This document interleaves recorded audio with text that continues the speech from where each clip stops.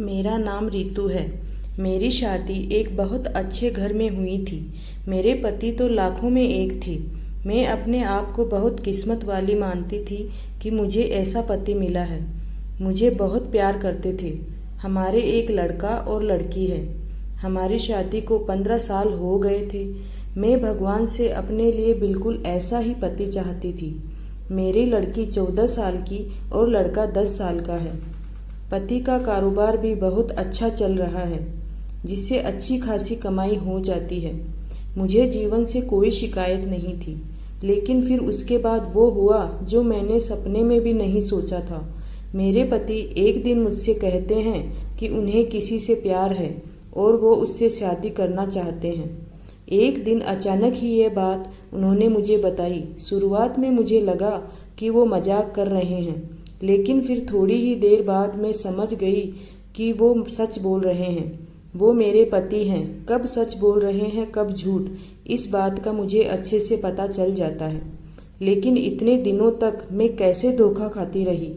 उनकी शादी के बाद से ही अफेयर चलता रहा और मुझे पता भी नहीं चला। या तो वो झूठ बोल रहे थे या बहुत चालाक थे, जो इतने दिनों तक मुझसे छिपा सके। मेरे मन में यही सब चल रहा था कि वो बोले उन्हें तलाक चाहिए। शादी के 15 साल बाद उन्हें तलाक चाहिए। मैंने कहा कि आप पागल हो गए हैं, क्या बोल रहे हो, कैसा अफेयर, आप झूठ बोल रहे हैं। वो बोले कि नहीं, मैंने कल उसे बुलाया है, तुम खुद मिल लेना। मैं चाहता हूँ कि हम जिस तरह से रह रहे हैं उसी तरह अलग हो जाएं। मुझे कोई तमाशा नहीं चाहिए। तुम्हारी और बच्चों की जिम्मेदारी मैं लूँगा, तुम उसकी चिंता मत करो। मैं सोच रही थी कि यह सब जो बोल रहे हैं वह झूठ हो, लेकिन मन में शंका और डर आ गया था कि कहीं यह सब सच ना हो। उस रात मुझे अच्छे से नींद नहीं आई। पूरी रात मैं रोती रही। सुबह होते मैंने देखा कि वह किसी से फ़ोन पर बात कर रहे हैं कि तुम कब आओगी। कुछ देर बाद दरवाजे पर बेल बजी और सच में एक लड़की दरवाजे पर खड़ी थी। वो अंदर आई। उस लड़की को मैंने पहले नहीं देखा था। उसकी उम्र 26 साल की थी। मेरे पति ने उसे मुझसे मिलाया, कहा कि यह किरण है। मैं अपने काम के सिलसिले में जब बाहर गया था तब मुलाकात हुई थी। उसे देखकर मैं अपने कमरे में चली गई। 15 साल का विश्वास और प्यार इस तरह से टूटेगा मुझे पता नहीं था। कुछ घंटों के बाद वो मेरे कमरे में आए और बोले कि मैं फिर दोहरा देता हूँ कि हम अच्छी तरह से अलग होते हैं। किसी तरह का नाटक मैं नहीं चाहता। उनके ऐसा कहने पर मैंने कहा कि यह सब आपको नाटक लग रहा है। मेरी भावनाओं के साथ खेलने में आपको बिल्कुल भी शर्म नहीं आई। क्या हो गया है आपको? आप तो ऐसे नहीं थे। ये कौन सा रूप आपने मुझे दिखाया है? वो बोले कि मैं तलाक के पेपर रेडी करवाता हूँ। किरण चाहती है कि हम जल्दी से शादी कर लें। मैंने भी उन्हें कह दिया, आपको जो करना है करें, मैं आपको तलाक नहीं देने वाली। मैं इसी घर में रहूँगी और यही मेरा फैसला है। अगले दिन से वो रोज़ किरण को घर बुलाने लगे। मेरे बच्चे बड़े थे, सारी बातें समझने लगे थे। मुझसे तलाक के लिए वो इस हद तक जा सकते हैं, इसका मुझे पता नहीं था। घर में एक 14 साल की लड़की है। उन्हें बिल्कुल भी शर्म नहीं आ रही थी। बच्चों से बात करना भी उन्होंने बंद कर दिया था। बच्चे भी इस तरह का व्यवहार देखकर दुखी थे। एक दिन वह किरण के साथ हॉल में बैठे थे। हमारी लड़की से उन्होंने पानी मंगवाया। पानी लेकर वो गई और गलती से पानी किरण के ऊपर गिर गया।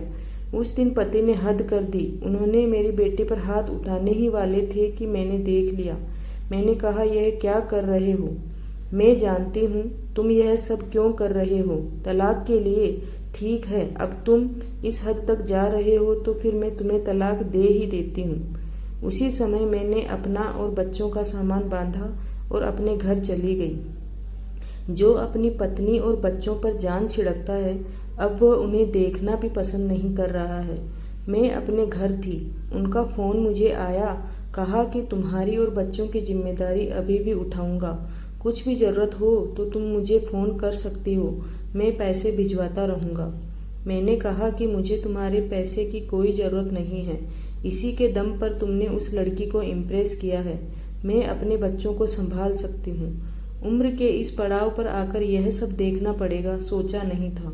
जिंदगी कब आपको उठाकर पटक देती है, इसका आप अंदाज़ा भी नहीं लगा सकते। मुझे भी इतने सालों तक उनके साथ रहने के बाद व्यापार का अच्छा अनुभव हो चुका था, इसलिए मैंने भी अपने घर से कपड़े का काम करना शुरू करना चाहती थी। मैं उस इंसान से पैसे नहीं लेना चाहती थी। उनको फ़ोन मुझे आता रहा, बोलते कि तुम मुझसे पैसे ले सकती हो, नया काम शुरू करने के लिए मुझसे मदद ले सकती हो। मैंने कहा, आप तलाक की चिंता करो। समय निकलता गया, घर वाले मुझे सपोर्ट कर रहे थे। कुछ समय के लिए उनका फ़ोन आना बंद हो गया। मैंने इस बात पर ध्यान भी नहीं दिया। मैं अब उनसे बात भी नहीं करना चाहती थी। तलाक में अभी कुछ समय था। मैंने उन्हें कहा था कि जब भी बोलोगे मैं साइन कर दूंगी। मैंने अपने काम पर ध्यान देना शुरू कर दिया। मुझे कुछ माल खरीदने के लिए बाहर जाना था और कहाँ से खरीदना है ये मुझे पता चल गया था। उनका यह अनुभव मेरे काम आया। मैं उस शहर माल खरीदने गई और वहाँ पहुँचकर देखा कि वहाँ किरण मुझे दिखाई दी। वो वहाँ किसी की और साथ हाथ पकड़े हुए थी। मुझे देख के साफ पता चल गया था कि अब वो इस लड़की के साथ है। मन ही मन मुझे खुशी हुई कि आखिर मेरे पति ने धोखा खाया। उन्होंने इस लड़की के लिए हमें छोड़ा था। फिर मैंने सोचा कि अब किसी और को मैं धोखा नहीं खाने दूंगी, इसलिए मैंने उनका पीछा किया। मुझे देखकर उसके होश उड़ गए। वो उठकर जाना चाहती थी, लेकिन मैंने उसका हाथ पकड़ा। मैंने उस लड़की का सच लड़के को बताना शुरू किया। मैंने सोचा था कि मैं उसे सच बताकर उसकी आंखें खोल दूंगी, लेकिन कुछ और ही हुआ। उसने जो मुझे बताया उससे मेरे पैरों तले जमीन निकल गई।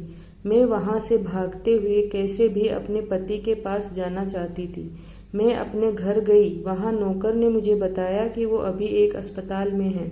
अस्पताल हमारे घर से ज़्यादा दूर नहीं था, बड़ा अस्पताल था। मैं वहाँ गई। रिसेप्शन पर उनका नाम पता कर कमरे में गई। वहाँ उनका दोस्त था। उन्होंने आंखें बंद कर रखी थी। मैंने उनके हाथ पर हाथ रखा तो उन्होंने आंखें खोली। मेरी आंखों से आंसू बह रहे थे। मैंने कहा कि क्या ज़रूरत थी यह सब नाटक करने की? मुझे पहले क्यों नहीं साफ साफ बताया? मेरे पति एक गंभीर बीमारी से जूझ रहे थे।